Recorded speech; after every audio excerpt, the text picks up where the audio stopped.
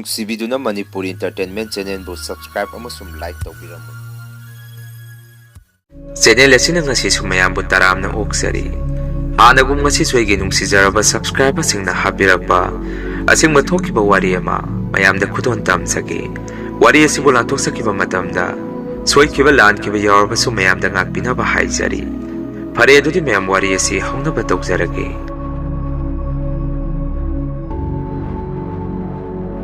ꯃꯌꯥꯝꯗ ꯑꯩꯅ ꯉꯁꯤ ꯇꯥꯍꯟꯖꯒꯗꯕ ꯋꯥꯔꯤ ꯑꯁꯤ ꯉꯁꯤꯗꯒꯤ ꯃꯇꯝ ꯈꯔꯒꯤ ꯃꯃꯥꯡꯗ ꯑꯩꯒꯤ ꯅꯨꯄꯤ ꯃꯄꯥꯝꯂꯣꯝꯗ ꯑꯁꯦꯡꯕ ꯊꯣꯛꯈꯤꯕ ꯊꯧꯗꯣꯛ ꯑꯃꯒꯤ ꯋꯥꯔꯤꯅꯤ꯫ ꯇꯁꯦꯡꯅ ꯑꯩꯒꯤ ꯅꯨꯄꯤꯁꯤ ꯃꯇꯣꯝꯇ ꯄꯣꯛꯏ꯫ ꯃꯈꯥꯗ ꯃꯅꯥꯎ ꯃꯊꯛꯇ ꯃꯕꯨꯡ ꯃꯆꯦ ꯑꯃꯠꯇ ꯂꯩꯔꯝꯗꯦ꯫ ꯑꯍꯟ ꯑꯣꯏꯔꯕ ꯃꯄꯥ ꯑꯗꯨꯈꯛ ꯅꯠꯇꯅ ꯑꯇꯩꯗꯤ ꯀꯅꯥꯁꯨ ꯂꯩꯇꯦ꯫ ꯇꯧꯕꯗꯕꯨ ꯑꯩꯒꯤꯗꯤ ꯏꯆꯤꯜ ꯏꯅꯥꯎ ꯌꯥꯝꯃꯤ꯫ ꯄꯨꯂꯞꯅ ꯅꯨꯄꯥ 4, ꯏꯆꯟ ꯅꯨꯄꯤ ꯑꯃꯒ ꯂꯩ꯫ ꯃꯗꯨꯅ ꯑꯩꯁꯨ ꯅꯨꯄꯤ ꯃꯄꯥꯝꯒꯤ ꯃꯤ ꯋꯥꯠꯄꯅ ꯑꯩꯁꯨ ꯉꯥꯏꯍꯥꯛ ꯂꯩꯇ ꯁꯣꯝꯗ ꯆꯠꯊꯣꯛ ꯆꯠꯁꯤꯟ ꯇꯧꯔꯝꯃꯤ꯫ ꯌꯨꯝꯒꯤ ꯏꯃꯥ ꯕꯕꯥꯅꯁꯨ ꯑꯩꯅ ꯁꯣꯝꯗ ꯆꯠꯄꯗꯨ ꯃꯈꯣꯏꯅꯁꯨ ꯑꯗꯨꯝ ꯆꯠꯄꯤꯌꯨ, ꯃꯤ ꯂꯩꯖꯗ ꯇꯧꯔꯤꯅꯤ ꯍꯥꯏꯗꯅ ꯑꯩꯉꯣꯟꯗ ꯌꯥꯝꯅ ꯃꯇꯦꯡ ꯇꯧꯕꯤ꯫ ꯑꯗꯨꯕꯨ ꯅꯣꯡꯃꯗꯤ ꯑꯩꯒꯤ ꯅꯨꯄꯤꯅ ꯃꯅꯤꯡꯗ ꯀꯣꯟ ꯐꯦꯡꯂꯤꯉꯩ ꯃꯥꯒꯤ ꯐꯣꯟ ꯑꯃ ꯔꯤꯡ ꯈꯤꯡꯉꯛꯈꯤ꯫ ꯑꯩꯁꯨ ꯇꯨꯝꯅꯕ ꯇꯧꯔꯒꯦ ꯍꯥꯏꯗꯅ ꯐꯃꯨꯡ ꯊꯥꯔꯝꯃꯤ꯫ ꯑꯗꯨꯕꯨ ꯐꯣꯟ ꯑꯗꯨꯗꯤ ꯁꯨꯝ ꯔꯤꯡ ꯈꯤꯡꯉꯒ ꯂꯩꯕꯗꯨꯗ ꯑꯩꯁꯨ ꯀꯅꯥ ꯑꯣꯏꯕꯖꯥꯠꯅꯣ ꯑꯍꯤꯡ ꯑꯁꯤꯗ ꯈꯟꯗꯨꯅ ꯐꯣꯟ ꯑꯗꯨ ꯄꯥꯏꯈꯠꯂꯝꯃꯤ꯫ ꯃꯇꯝ ꯑꯗꯨꯗ ꯐꯣꯟ ꯇꯧꯔꯛꯏꯕ ꯃꯤꯑꯣꯏ ꯑꯗꯨꯗꯤ ꯅꯨꯄꯤ ꯃꯄꯥꯝꯂꯣꯝꯒꯤ ꯏꯅꯦꯝꯃꯤꯀꯨ ꯑꯣꯏꯔꯝꯈꯤ꯫ ꯃꯗꯨꯗ ꯑꯩꯁꯨ ꯑꯥꯗ ꯑꯃꯨꯛ ꯀꯩꯗꯧꯅꯕ ꯌꯥꯎꯔꯕꯖꯥꯠꯅꯣ ꯈꯟꯗꯨꯅ ꯏꯃꯥ ꯀꯔꯤ ꯂꯩꯔꯒꯦ ꯍꯪꯉꯝꯃꯤ꯫ ꯑꯩꯒꯤ ꯋꯥꯐꯝ ꯑꯗꯨꯗ ꯏꯅꯦꯝꯄꯣꯛꯅ ꯑꯃꯨꯛ ꯁꯨꯝꯅ ꯍꯥꯏꯔꯛꯈꯤ, ꯆꯥꯎꯕ, ꯑꯩꯈꯣꯏ ꯏꯕꯦꯝꯃ ꯂꯩꯈꯤꯕ꯭ꯔꯥ? ꯑꯃꯨꯛꯇ ꯄꯥꯏꯍꯜꯂꯛꯑꯣ ꯍꯥꯏꯔꯛꯈꯤ꯫ ꯑꯩꯅ ꯑꯃꯨꯛ ꯏꯃꯥ, ꯃꯥꯗꯤ ꯃꯅꯤꯡꯗ ꯀꯣꯟ ꯐꯦꯡꯉꯤꯔ ꯀꯔꯤꯅꯣꯃ ꯇꯧꯈꯤꯕꯅꯤ, ꯀꯔꯤ ꯂꯩꯔꯒꯦ ꯏꯃꯥ ꯍꯪꯉꯝꯃꯤ꯫ ꯏꯃꯥꯅ ꯑꯃꯨꯛ ꯀꯩꯁꯨ ꯂꯩꯇꯦꯗ, ꯍꯣꯔꯦꯟ ꯏꯕꯦꯝꯃꯗ ꯐꯣꯟ ꯑꯃꯨꯛꯇ ꯇꯧꯍꯜꯂꯛꯑꯣ, ꯊꯝꯃꯦ ꯊꯝꯃꯦ ꯍꯥꯏꯔꯝꯃꯒ ꯐꯣꯟ ꯊꯝꯈꯤ꯫ ꯃꯇꯧ ꯑꯗꯨꯗ ꯑꯩꯁꯨ ꯉꯥꯏꯍꯥꯛ ꯋꯥꯈꯜ ꯑꯃ ꯇꯧꯔꯝꯃꯤ꯫ ꯑꯥꯗ ꯑꯅꯥ ꯑꯌꯦꯛꯀ ꯌꯥꯎꯔꯕꯖꯥꯔꯥ? ꯑꯁꯣꯝꯗ ꯍꯥꯏꯃꯟꯕꯁꯤꯗ ꯑꯩꯉꯣꯟꯗ ꯍꯥꯏꯕ ꯏꯀꯥꯏꯔꯕꯖꯥꯔꯥ? ꯐꯔꯦꯁꯦ ꯍꯣꯔꯦꯟ ꯃꯉꯣꯟꯗ ꯑꯃꯨꯛ ꯇꯧꯍꯜꯂꯒꯦ, ꯑꯗꯨꯒ ꯀꯣꯟꯅ ꯍꯪꯉꯒꯦ ꯈꯜꯂꯝꯃꯤ꯫ ꯉꯥꯏꯍꯥꯛ ꯂꯩꯔꯒꯗꯤ ꯑꯩꯒꯤ ꯅꯨꯄꯤꯁꯨ ꯆꯥꯛꯈꯨꯝꯒꯤ ꯊꯕꯛ ꯏꯪꯈꯥꯡ ꯂꯣꯏꯁꯤꯜꯂꯝꯃꯒ ꯐꯃꯨꯡꯗ ꯇꯨꯝꯅꯕ ꯆꯪꯉꯛꯈꯤ꯫ ꯃꯗꯨꯗ ꯑꯩꯅ ꯁꯨꯝꯅ ꯍꯥꯏꯔꯝꯃꯤ, ꯍꯧꯖꯤꯛꯋꯥꯏ ꯌꯨꯝꯗꯒꯤ ꯐꯣꯟ ꯇꯧꯔꯛꯑꯝꯕꯅꯤ ꯏꯃꯥꯅ, ꯑꯗꯣ ꯑꯩꯉꯣꯟꯗꯗꯤ ꯀꯔꯤꯃꯠꯇ ꯍꯥꯏꯔꯝꯗ꯭ꯔꯦ꯫ ꯅꯪꯒ ꯋꯥꯔꯤ ꯁꯥꯟꯅꯅꯤꯡꯕ ꯃꯥꯜꯂꯤ, ꯅꯪ ꯄꯥꯏꯍꯜꯂꯛꯑꯣ ꯍꯥꯏꯔꯝꯕꯅꯤ, ꯅꯪ ꯇꯨꯝꯗ꯭ꯔꯤꯉꯩꯗ ꯐꯣꯟꯗꯣ ꯑꯃꯨꯛꯇ ꯇꯧꯕꯤꯈꯣ ꯍꯥꯏꯔꯝꯃꯤ꯫ ꯑꯩꯒꯤ ꯅꯨꯄꯤꯅ ꯑꯃꯨꯛ ꯀꯔꯤ ꯑꯃꯨꯛ ꯇꯧꯔꯕꯖꯥꯠꯅꯣ? ꯕꯕꯥꯗꯣ ꯑꯅꯥꯕ ꯑꯃꯨꯛ ꯍꯧꯔꯕꯖꯥꯔꯥ? ꯍꯣꯏꯁꯦ ꯑꯩ ꯐꯣꯟ ꯇꯧꯔꯒ ꯍꯪꯉꯒꯦ ꯍꯥꯏꯗꯅ ꯑꯩꯒꯤ ꯅꯨꯄꯤꯅ ꯐꯣꯟ ꯑꯃꯨꯛ ꯇꯧꯔꯝꯃꯤ꯫ ꯑꯩꯁꯨ ꯐꯃꯨꯡꯗ ꯆꯪꯉꯒ ꯇꯨꯝꯅꯕ ꯇꯧꯔꯤ꯫ ꯉꯥꯏꯍꯥꯛ ꯂꯩꯔꯒꯗꯤ ꯑꯩꯒꯤ ꯅꯨꯄꯤꯁꯨ ꯐꯃꯨꯡꯗ ꯆꯪꯉꯛꯈꯤ꯫ ꯑꯗꯨꯒ ꯇꯞꯅ ꯑꯩꯉꯣꯟꯗ ꯁꯨꯝꯅ ꯍꯥꯏꯔꯛꯈꯤ, ꯗꯗꯥ, ꯏꯃꯥꯅ ꯍꯥꯏꯔꯤꯁꯤꯕꯨ ꯆꯨꯝꯗꯣꯔꯤꯕꯖꯥꯔꯥ? ꯑꯥꯗ ꯌꯨꯝꯗ ꯍꯧꯖꯤꯛ ꯌꯥꯝꯅ ꯇꯝꯅꯔꯦ ꯍꯥꯏ꯫ ꯃꯈꯣꯏꯁꯨ ꯋꯥꯐꯝ ꯑꯁꯤ ꯑꯁꯣꯝꯗ ꯍꯥꯏꯕ ꯏꯀꯥꯏꯕꯗꯒꯤ ꯂꯣꯠꯁꯤꯟꯕ ꯀꯨꯏꯔ ꯃꯥꯜꯂꯤ꯫ ꯆꯨꯝꯕꯨ ꯆꯨꯝꯗꯣꯔꯤꯕꯖꯥꯔꯥ ꯑꯗꯨꯕꯨ ꯍꯪꯉꯛꯈꯤ꯫ ꯋꯥꯐꯝ ꯑꯗꯨꯗ ꯑꯩꯗꯤ ꯇꯨꯝꯒꯦ ꯇꯧꯔꯝꯕꯗꯒꯤ ꯅꯣꯛꯅꯤꯡꯕ ꯑꯃ ꯄꯣꯛꯂꯛꯈꯤ꯫ ꯑꯗꯨꯒ ꯅꯣꯛꯐꯤ ꯅꯣꯛꯐꯤ ꯇꯧꯔꯒ ꯁꯨꯝꯅ ꯍꯥꯏꯔꯝꯃꯤ, ꯅꯈꯣꯏ ꯑꯥꯒꯤ ꯏꯃꯥ ꯕꯕꯥꯁꯤꯁꯨ ꯑꯍꯟꯒ ꯑꯣꯏꯁꯤꯜꯂꯛꯄꯁꯤꯗ ꯑꯉꯥꯡ ꯁꯨꯝ ꯑꯣꯟꯊꯣꯔꯛꯑꯕ ꯈꯪꯗ꯭ꯔꯦ, ꯍꯧꯖꯤꯛꯄꯨ ꯀꯔꯥꯏꯗꯒꯤ ꯇꯝꯅꯗꯣꯔꯤꯒꯦ?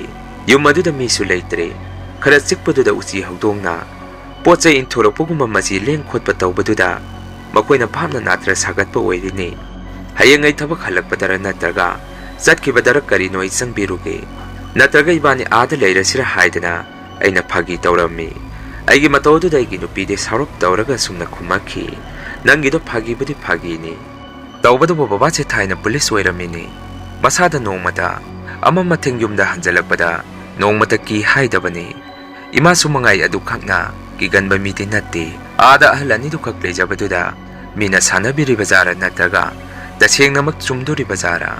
ꯐꯔꯦ ꯑꯗꯨ ꯗꯗꯥ, ꯁꯨꯃꯥꯏꯅ ꯇꯧꯔꯁꯤ, ꯑꯥꯗ ꯆꯠꯄꯗꯣ ꯑꯩꯁꯨ ꯌꯥꯎꯔꯒꯦ, ꯍꯪꯆꯤꯠ ꯑꯣꯏꯅ ꯑꯩꯒ ꯄꯨꯟꯅ ꯆꯠꯂꯁꯤ, ꯃꯔꯝꯗꯤ ꯉꯁꯤꯗꯤ ꯏꯔꯥꯏꯅꯤ, ꯍꯪꯆꯤꯠꯅ ꯅꯣꯡꯃꯥꯏꯖꯤꯡ, ꯑꯗꯨꯅ ꯗꯗꯥ ꯁꯨꯇꯤ ꯂꯩꯔꯤꯉꯩ ꯑꯩꯁꯨ ꯑꯃꯨꯛꯇ ꯌꯥꯍꯧꯒꯦ ꯍꯥꯏꯔꯛꯈꯤ꯫ ꯋꯥꯐꯝ ꯑꯗꯨꯗ ꯑꯩꯅ ꯑꯃꯨꯛ ꯍꯣꯏꯁꯦ, ꯃꯗꯨꯅ ꯐꯒꯗꯕ ꯃꯥꯜꯂꯤ, ꯅꯪꯒ ꯄꯨꯟꯅ ꯑꯣꯏꯅ ꯆꯠꯂꯁꯤ, ꯑꯗꯨ ꯅꯪꯁꯨ ꯀꯥ ꯍꯦꯟꯅꯗꯤ ꯈꯟꯖꯜꯂꯨꯅꯨ, ꯑꯥꯗ ꯑꯍꯜ ꯑꯅꯤꯗꯨꯈꯛ ꯂꯩꯖꯔꯒꯁꯨ ꯃꯈꯣꯏꯒꯤ ꯑꯩꯈꯣꯏ ꯁꯤꯗ ꯃꯌꯥꯝ ꯑꯃ ꯂꯩꯔꯤꯁꯤꯗꯤ, ꯇꯨꯝꯅꯕ ꯇꯧꯔꯁꯤ ꯇꯨꯝꯃꯣ ꯍꯥꯏꯔꯝꯗꯨꯅ ꯑꯩꯁꯨ ꯇꯨꯝꯊꯔꯝꯃꯤ꯫ ꯅꯣꯡꯍꯦꯛ ꯉꯥꯟꯕꯒꯗꯤ ꯑꯩꯁꯨ ꯊꯕꯛ ꯆꯠꯂꯝꯃꯤ꯫ ꯊꯕꯛ ꯍꯜꯂꯛꯄꯗ ꯑꯩꯁꯨ ꯅꯨꯄꯤ ꯃꯄꯥꯝꯗꯨ ꯂꯥꯜꯂꯒ ꯂꯥꯛꯑꯝꯃꯤ꯫ ꯃꯇꯝ ꯑꯗꯨꯗ ꯑꯩꯁꯨ ꯉꯔꯥꯡ ꯑꯍꯤꯡꯒꯤ ꯃꯇꯧ ꯑꯗꯨꯗ ꯁꯨꯝ ꯅꯨꯡꯉꯥꯏꯔꯛꯇꯕꯗꯒꯤ ꯍꯥꯏꯐꯦꯠ ꯅꯨꯄꯤ ꯃꯄꯥꯝꯂꯣꯝꯗ ꯆꯪꯕꯤꯔꯨꯒꯦ ꯈꯟꯗꯨꯅ ꯑꯍꯤꯡ ꯑꯗꯨꯗ ꯆꯪꯉꯝꯃꯤ꯫ ꯑꯍꯜ ꯑꯗꯨꯁꯨ ꯒꯦꯠꯀꯤ ꯊꯣꯡ ꯆꯦꯠꯅ ꯂꯣꯟꯁꯤꯜꯂꯒ ꯂꯩꯔꯝꯃꯤ꯫ ꯑꯩꯅꯁꯨ ꯒꯦꯠ ꯋꯥꯡꯃꯗꯒꯤ ꯍꯧꯅ ꯍꯧꯅ ꯀꯧꯔꯝꯃꯤ꯫ ꯉꯥꯏꯍꯥꯛ ꯂꯩꯔꯒꯗꯤ ꯑꯍꯜ ꯑꯅꯤꯗꯨ ꯊꯣꯔꯛꯇꯨꯅ ꯒꯦꯠ ꯍꯥꯡꯇꯣꯔꯛꯈꯤ꯫ ꯃꯗꯨꯗ ꯑꯩꯅ ꯁꯨꯝꯅ ꯍꯥꯏꯔꯝꯃꯤ, ꯏꯃꯥ, ꯑꯩ ꯂꯥꯛꯏꯌꯦ, ꯊꯕꯛ ꯍꯜꯂꯛꯄꯗ ꯉꯥꯏꯔꯤ, ꯁꯨꯝ ꯆꯪꯉꯛꯄꯅꯤ, ꯂꯥꯛꯑꯣ ꯃꯅꯨꯡꯗ ꯑꯣꯏꯅ ꯆꯪꯉꯒ ꯋꯥꯔꯤ ꯇꯧꯔꯨꯁꯤ ꯍꯥꯏꯗꯅ ꯑꯩꯁꯨ ꯊꯣꯡꯒꯥꯟ ꯒꯦꯠꯇꯒꯤ ꯌꯨꯝ ꯃꯅꯨꯡꯗ ꯆꯪꯃꯤꯟꯅꯔꯛꯈꯤ꯫ ꯃꯇꯝ ꯑꯗꯨꯗ ꯑꯩꯅ ꯃꯈꯣꯏꯒꯤ ꯁꯨꯃꯥꯡ ꯍꯦꯛ ꯌꯧꯔꯛꯄꯗ ꯍꯤꯡꯒꯥꯏ ꯃꯅꯝ ꯌꯥꯝꯅ ꯅꯝꯊꯤꯕ ꯃꯅꯝ ꯑꯃ ꯑꯩꯉꯣꯟꯗ ꯆꯦꯜꯂꯛꯈꯤ꯫ ꯃꯗꯨꯗ ꯑꯩꯁꯨ ꯋꯥꯈꯟꯗ ꯀꯔꯤꯁꯨ ꯈꯟꯗꯅ ꯌꯨꯝ ꯃꯅꯨꯡꯗ ꯆꯪꯉꯛꯈꯤ꯫ ꯃꯇꯝ ꯑꯗꯨꯗ ꯏꯀꯨꯕꯣꯛꯅ ꯑꯩꯉꯣꯟꯗ ꯁꯨꯝꯅ ꯍꯥꯏꯔꯛꯈꯤ, "ꯏꯕꯨꯡꯉꯣ, ꯑꯩꯈꯣꯏꯗꯤ ꯃꯐꯝ ꯑꯁꯤꯗ ꯂꯩꯕꯗ ꯇꯟꯕꯨ ꯇꯟꯁꯤꯜꯂꯛꯏ꯫ ꯉꯥꯏꯍꯥꯛꯇ ꯉꯥꯏꯔꯦ ꯌꯨꯝ ꯑꯁꯤ ꯃꯊꯪꯒ ꯑꯣꯜꯂꯛꯀꯗꯕ꯫ ꯑꯗꯣ ꯐꯔꯦꯁꯦ, ꯅꯣꯏꯗꯤ ꯑꯅꯥ ꯑꯌꯦꯛꯇꯤ ꯌꯥꯎꯗꯦꯀꯣ?" ꯍꯥꯏꯔꯛꯈꯤ꯫ ꯑꯩꯅ ꯑꯃꯨꯛ, "ꯍꯣꯏ ꯕꯕꯥ, ꯑꯅꯥ ꯑꯌꯦꯛꯇꯤ ꯀꯌꯥ ꯊꯣꯏꯗꯣꯛꯅꯗꯤ ꯌꯥꯎꯗꯦ꯫ ꯑꯗꯣ ꯌꯨꯝꯒꯤ ꯏꯃꯥꯗꯤ ꯃꯥꯒꯤ ꯍꯥꯟꯅꯒꯤ ꯑꯅꯥꯕꯗꯣ ꯃꯆꯤꯠ ꯃꯆꯤꯠ ꯑꯃꯨꯛ ꯍꯦꯛꯇ ꯍꯧꯔꯛꯏ, ꯀꯌꯥ ꯊꯣꯏꯗꯣꯛꯅ ꯂꯨꯕꯗꯤ ꯅꯠꯇꯦꯗ" ꯍꯥꯏꯔꯝꯃꯤ꯫ ꯑꯩꯒꯤ ꯋꯥꯐꯝ ꯑꯗꯨꯗ ꯏꯅꯦꯝꯄꯣꯛꯅ ꯑꯃꯨꯛ ꯁꯨꯝꯅ ꯍꯥꯏꯔꯛꯈꯤ, "ꯐꯩꯗ, ꯅꯈꯣꯏꯒꯤꯗꯤ ꯅꯆꯤꯟ ꯅꯅꯥꯎ ꯌꯥꯝꯕꯅꯤꯅ ꯁꯦꯕꯥ ꯁꯤꯕꯤ ꯀꯔꯤꯁꯨ ꯋꯥꯔꯝꯃꯔꯣꯏ꯫ ꯑꯩꯈꯣꯏꯗꯤ ꯑꯍꯟꯊꯪ ꯑꯁꯤꯗ ꯃꯩꯊꯛꯇ ꯂꯧꯕꯒ ꯆꯞ ꯃꯥꯟꯅꯔꯦ꯫ ꯀꯔꯤ ꯄꯥꯄꯨ ꯂꯪꯁꯤꯜꯂꯨꯕꯒꯤꯅꯣ ꯈꯪꯗꯦ꯫ ꯏꯆꯥꯅꯨꯄꯥ ꯑꯃꯈꯛ ꯏꯁꯣꯔꯅ ꯄꯤꯕꯤꯕꯗꯨꯁꯨ ꯉꯟꯇꯥꯅ ꯍꯦꯛꯇ ꯂꯧꯁꯤꯟꯕꯤꯈꯤ꯫ ꯍꯧꯖꯤꯛ ꯑꯣꯏꯔꯤꯕ ꯃꯇꯧꯁꯤꯒ ꯍꯤꯡꯕꯨ ꯍꯤꯡꯅꯤꯡꯗ꯭ꯔꯦ" ꯍꯥꯏꯔꯛꯈꯤ꯫ ꯋꯥꯐꯝ ꯑꯗꯨ ꯇꯥꯕꯗ ꯑꯩꯁꯨ ꯅꯨꯡꯉꯥꯏꯇꯕ ꯑꯃ ꯄꯣꯛꯂꯛꯈꯤ꯫ ꯑꯗꯨꯒ ꯁꯨꯝꯅ ꯍꯥꯏꯔꯝꯃꯤ, "ꯀꯩꯅꯣ ꯏꯃꯥ, ꯑꯗꯨꯃꯥꯏꯅ ꯍꯥꯏꯕ ꯍꯧꯅꯕ꯭ꯔꯣ? ꯏꯃꯥꯒ ꯕꯕꯥꯒꯤꯒ ꯑꯩꯈꯣꯏ ꯃꯌꯥꯝ ꯂꯩꯔꯤꯁꯤꯗꯤ ꯀꯔꯤꯁꯨ ꯑꯋꯥꯠꯄ ꯂꯩꯇꯦꯁꯦ꯫ ꯏꯃꯥꯒ ꯕꯕꯥꯒꯇꯪ ꯃꯐꯝ ꯑꯁꯤꯗ ꯂꯩꯕ ꯇꯜꯂꯁꯨ ꯑꯩꯈꯣꯏ ꯑꯥꯗ ꯄꯨꯂꯞ ꯂꯩꯔꯨꯁꯤ꯫ ꯌꯨꯝꯁꯨ ꯕꯥꯖꯤꯅ ꯄꯦꯟꯁꯤꯟ ꯍꯦꯛ ꯐꯪꯕꯒ ꯌꯥꯝꯅ ꯆꯥꯎꯅ ꯁꯥꯔꯒ ꯊꯝꯃꯕꯅꯤ꯫ ꯀꯔꯤꯁꯨ ꯈꯜꯂꯨꯅꯨ꯫ ꯈꯤꯇꯪ ꯍꯦꯛ ꯅꯨꯡꯉꯥꯏꯔꯛꯇꯕꯗ ꯑꯩꯈꯣꯏꯗ ꯄꯥꯎ ꯍꯦꯛꯇ ꯄꯤꯔꯛꯑꯣ꯫ ꯑꯩꯁꯨ ꯁꯤꯗꯒꯤꯗꯤ ꯈꯔ ꯇꯣꯏꯅ ꯆꯪꯉꯛꯑꯒꯦ꯫ ꯑꯗꯣ ꯏꯃꯥ, ꯉꯔꯥꯡ ꯑꯩꯈꯣꯏ ꯑꯌꯤꯡꯕꯤꯅ ꯑꯩꯉꯣꯟꯗ ꯋꯥꯐꯝ ꯑꯃ ꯍꯧꯗꯣꯔꯛꯏ, ꯃꯗꯨꯕꯨ ꯆꯨꯝꯕ꯭ꯔꯣ? ꯃꯇꯧ ꯀꯔꯝꯅ ꯇꯧꯔꯛꯏꯕꯅꯣ?" ꯍꯪꯉꯝꯃꯤ꯫ ꯑꯩꯒꯤ ꯋꯥꯐꯝ ꯑꯗꯨꯗ ꯑꯍꯜ ꯑꯅꯤꯗꯨ ꯃꯨꯟꯅ ꯌꯦꯡꯅꯔꯝꯃꯤ꯫ ꯑꯗꯨꯒ ꯀꯣꯟꯅ ꯏꯪꯅ ꯇꯞꯅ ꯑꯩꯉꯣꯟꯗ ꯕꯕꯥꯅ ꯁꯨꯝꯅ ꯍꯥꯏꯔꯛꯈꯤ, "ꯌꯦꯡꯉꯨ ꯏꯕꯨꯡꯉꯣ, ꯋꯥꯐꯝ ꯑꯁꯤ ꯅꯈꯣꯏꯗꯤ ꯊꯥꯖꯔꯣꯏ꯫ ꯏꯄꯥꯍꯣꯏꯁꯨ ꯐꯅ ꯑꯍꯟ ꯑꯣꯏꯖꯔꯕꯁꯨ ꯃꯄꯨꯡ ꯐꯥꯅ ꯋꯥꯈꯜ ꯈꯟꯕ ꯉꯝꯂꯤ꯫ ꯌꯦꯡꯉꯨ, ꯑꯍꯤꯡꯒꯤ ꯃꯇꯝꯗ ꯑꯉꯥꯡ ꯃꯆꯥ ꯑꯃ ꯌꯨꯝꯁꯤꯒꯤ ꯃꯅꯤꯡ ꯃꯌꯥꯗ ꯀꯣꯏꯆꯦꯟ ꯆꯦꯟꯗꯨꯅ ꯀꯞꯄꯒꯤ ꯃꯈꯣꯜ ꯑꯃ ꯅꯃꯥꯒ ꯑꯩꯒꯅ ꯇꯣꯏꯅ ꯇꯥꯁꯤꯜꯂꯛꯏ꯫ ꯃꯄꯥꯟꯗ ꯏꯄꯥꯅ ꯊꯣꯛꯑꯒ ꯃꯩ ꯀꯥꯞꯇꯨꯅ ꯌꯦꯡꯉꯨꯕ ꯃꯇꯝꯗꯁꯨ ꯃꯤꯗꯤ ꯀꯅꯥꯁꯨ ꯂꯩꯕ ꯎꯗꯦ꯫ ꯏꯃꯨꯡꯗ ꯑꯃꯨꯛ ꯍꯦꯛ ꯆꯪꯕꯒ ꯄꯤꯛꯂꯤꯕ ꯑꯉꯥꯡ ꯄꯣꯛꯇ ꯉꯥꯏꯔꯤꯕ ꯑꯉꯥꯡ ꯃꯆꯥꯒꯨꯝꯕ ꯑꯃ ꯌꯦꯅꯈꯥ ꯃꯅꯤꯡ ꯃꯌꯥꯗ ꯑꯃꯨꯛ ꯍꯦꯛꯇ ꯀꯞꯄꯛꯏ꯫ ꯑꯗꯨꯕꯨ ꯉꯔꯥꯡꯗꯤ ꯅꯃꯥꯅ ꯅꯈꯣꯏꯗ ꯐꯣꯟ ꯇꯧꯔꯛꯑꯝꯃꯒ ꯍꯦꯛ ꯊꯝꯈꯤꯕꯗ ꯏꯆꯥꯅꯨꯄꯤꯅ ꯍꯥꯟꯅ ꯂꯩꯔꯝꯕ ꯀꯥ ꯑꯁꯤꯗꯒꯤ ꯑꯣꯏꯅ ꯑꯉꯥꯡ ꯃꯆꯥ ꯄꯣꯛꯇ ꯉꯥꯏꯔꯤꯕ ꯑꯃꯅ ꯂꯥꯡꯅ ꯀꯞꯄꯛꯄꯒꯤ ꯃꯈꯣꯜ ꯑꯃ ꯑꯩꯈꯣꯏꯅ ꯇꯥꯔꯛꯏ꯫ ꯃꯇꯧ ꯑꯗꯨꯗ ꯅꯃꯥꯒ ꯑꯩꯒꯁꯨ ꯍꯦꯛ ꯆꯪꯉꯒ ꯌꯦꯡꯉꯨꯕꯁꯨ ꯅꯨꯡꯉꯥꯏꯇꯕꯗꯒꯤ ꯌꯨꯝꯊꯪꯅꯅ ꯂꯩꯔꯤꯕ ꯑꯉꯥꯡ ꯅꯍꯥ ꯈꯔ ꯀꯧꯔꯒ ꯃꯈꯣꯏꯒ ꯑꯣꯏꯅ ꯄꯨꯟꯅ ꯀꯥ ꯑꯗꯨꯗ ꯆꯪꯃꯤꯟꯅꯔꯝꯃꯤ꯫ ꯑꯗꯨꯕꯨ ꯀꯥ ꯃꯅꯨꯡ ꯑꯗꯨꯗꯗꯤ ꯀꯅꯥꯁꯨ ꯂꯩꯔꯝꯗ꯭ꯔꯦ꯫ ꯈꯪꯗ꯭ꯔꯦ ꯏꯪꯈꯣꯜ ꯑꯁꯤꯗ ꯃꯤꯅ ꯀꯔꯤ ꯇꯧꯁꯤꯜꯂꯛꯑꯕꯅꯣ ꯍꯥꯏꯔꯛꯈꯤ꯫ ꯋꯥꯐꯝ ꯑꯗꯨꯗ ꯑꯩꯅ ꯃꯣꯁꯨꯝꯅ ꯃꯈꯥ ꯇꯥꯔꯝꯃꯤ, "ꯑꯣꯟꯊꯣꯛꯄꯅꯤꯗ, ꯑꯗꯨꯕꯨ ꯀꯔꯤ ꯑꯣꯏꯔꯤꯕꯖꯥꯠꯅꯣ?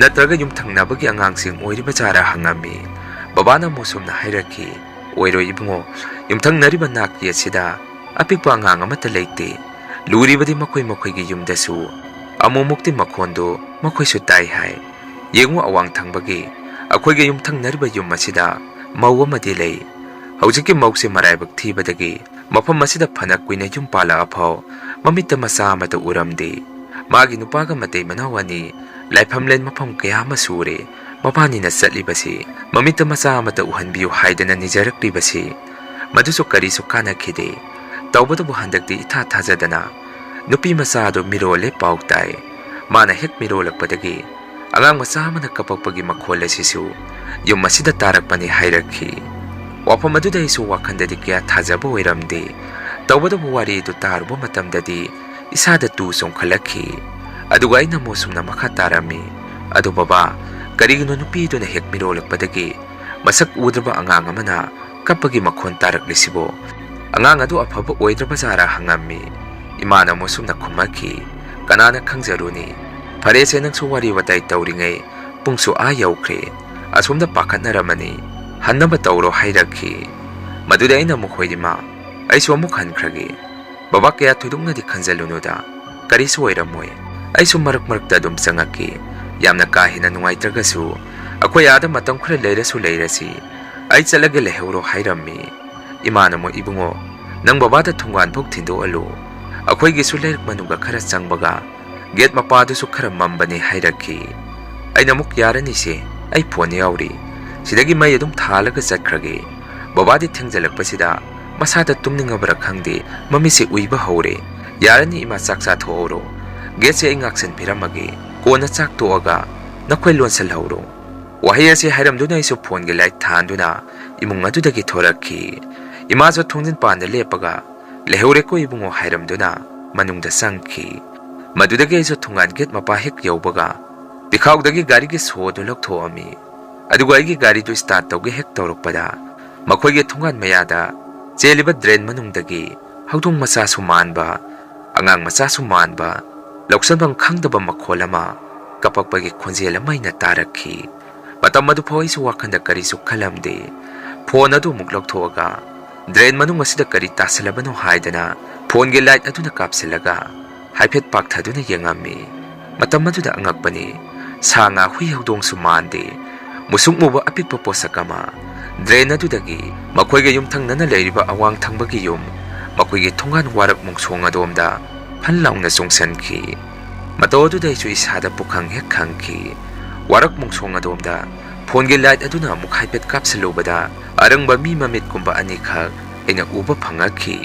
Kona dei chu wakhanda sumna khalakhi aina tawrisi mina uragadi phajadre migi thongan sida kana de yumda hallage pungsu thengi haudong gumba oirangani khanduna aisu gari do thauraga yum tamna lakhi.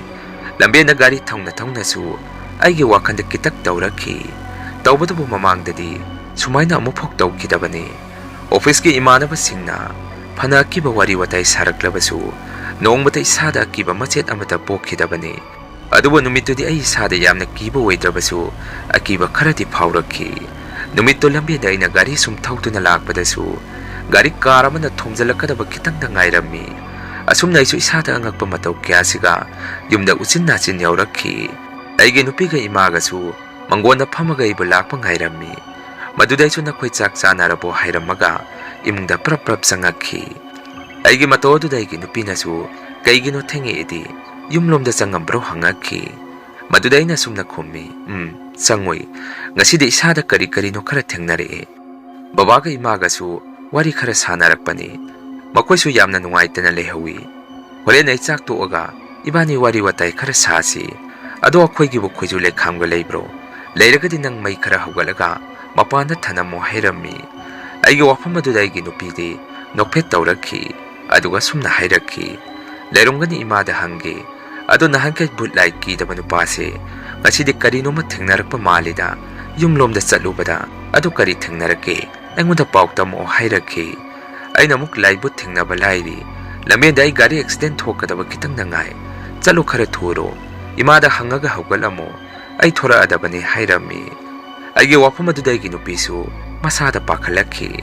Asumna numito khujulakam hawgalaga isada okthoba madung aichu sai ching toaga aigi nupida ngasai na thengnarkiba thodok pumba wari sarammi. Madudaigi nupisu mapamlonggi khanbada mathwai yamna nungai jaramde aduga sumna su hairakhi. Matam khara ma da leiruge aidi lakanu ado marak ta chango hairakhi. Wafam adudaidi kya yaningamde madugi mahut inemi kupuna sida thambirasi hairammi. Adubu aigi wafam aduda aigi nupina matam khara yengkisi baba imasu sida leiba haibadu hainagadaba mande hairakhi. Madudagi sunangi apamba tawro hairammi. Masigi matung nongnani leiragadi aigi nupisu mapamda matam khara leiruni haidana aina thinbirammi. Ahing khudingi su aigi nupina aingonda phone tawraaga sumna hairakhi. Dada yumasi hujik tamnabada leiba ngamdre imaga babaga na haibado asumba oiramle. Ahing khuding angang amana yum mathaktagi su hekta kabei. Masida natana awang thangbagi akhoige yum thangnariba mause maso angang unagadaba matam kuisilaktre. Adubu luribadi yum aduda leiba ahalladu hujik yamna kanna naaduna leiri. Babaga imaga na haibada ahalladu matam ngairibani hai. Mamong nupinaga mirolakpaga thawai ani do sinakigadaba mali hai. Babaga imaga su anaba hangba changudre dasalangba na phattaba thajalakani haidana yum asidi pura mawang amani hujikti hairakhi. Mataw kyasda isu wakalama tawrami masidi kanararoi aisu ada matam khara leiraga mawang yengorage yamna khudong thigadaba mawang uragana pulap sida puraga leminarage khanduna yumgi ima babada waron pumba ina loina tamduna khangalamaba matung aisu nupi mapamda leirunaba lakhi. Ahamba numit aina yum aduda leiba numitudi karisu tawrakhide adubu numit nini suba numit adudi angakpani. Punsidasu amupok thingnariktriba mataw amada yum mado suki matik tamnarakhi. Aina tumiba kanga makha adu pho Angang amana kapagpagi makhol ama tarakhi. Yung manung adusu namthiba manam ihingumba apum masa ngakta namakhi. Adubo nongmadi yung thangnabagi yamna kanna naduna leiriba ahal adu ahing amada kanna laurakhi. Makhol adu tarakpadigi ahing aduda atopa yung thangnaba miyoy kharaga yung maduda igi nupiga ay kada sangami. Matam aduda angakpani ahal adu matsindagi asumna hayrakhi. Aigi pukta yengbada kiraba hanggoiba angang masa amana tongduna leire ay swor honba ngamdre yamna ware hairamaga ahal adu masa padrak taakhi. Pataw aduda mayam su pakhat narami khudag aduda mayam sangduna ahal adu hospital na pukhalami. Adubo ahal adudi hospital hek yawbaga doctor na sire hayrakhi. Pataw aduda khoisu akiba magloinana isa da pungak ngnakhi.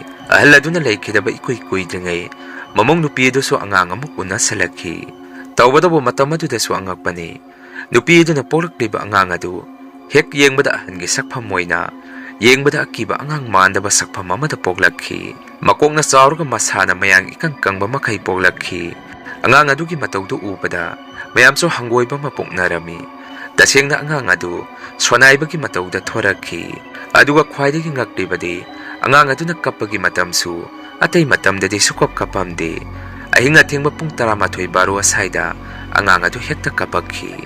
Angang adu na hek kapagpagasu lagagi angang masasingsu themang ngamdaba makai kamnarakhi. Angang adu na nokpa matamdasu ahal amana nokpagi mongda noomi.